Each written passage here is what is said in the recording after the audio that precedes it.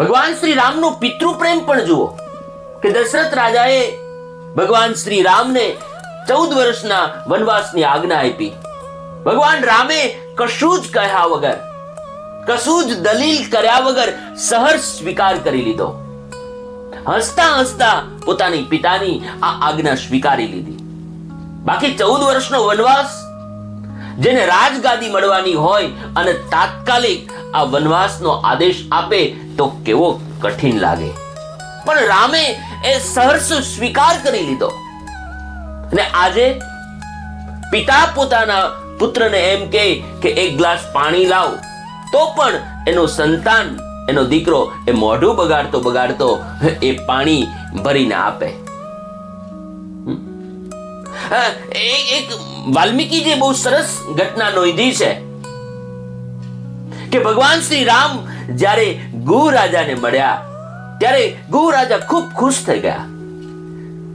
રામ માટે તેઓ અનેક ભેટ સોગાદો લાવ્યા, કેટલા પ્રકારના વસ્ત્રો લાવ્યા, જમવા માટેની કેટલીય વાનગી લઈને ગુહ રાજા આવ્યા.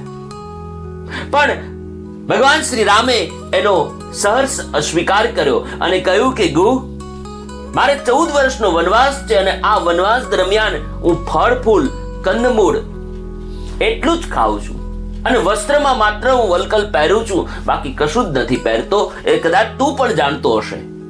એટલે તું જે ભેટ સોગાદ લાવ્યો છે એ હું સ્વીકારી નહીં શકી. આમ છતાં ગુહ રાજાને કહ્યું છે કે એક કામ કર, આ બધા તે વસ્ત્રો આપ્યા, આ બધી ભેટ સોગાદો આપી, એક કામ કર તો એ મારા સુધી બધું પહોંચી જશે. એટલે ગુહ રાજાએ કહ્યું કે શું કરું? તો રામે કહ્યું કે જો આ સામે ઘોડા બાંધેલા છે, એ ઘોડા મારા પિતાના પ્રિય ઘોડા છે. જો એ મારા પિતાના પ્રિય ઘોડાને તું ઉત્તમ પ્રકારનું ખવડાવીશ ને, તો આ ભેટ સોગાદો જે બધું તે મને આપ્યું, જે કંઈ બીજો પ્રેમ આપ્યો, એ બધું મારા સુધી પહોંચી જશે. સાહેબ જુઓ તો ખરા કે જે વ્યક્તિ પોતાના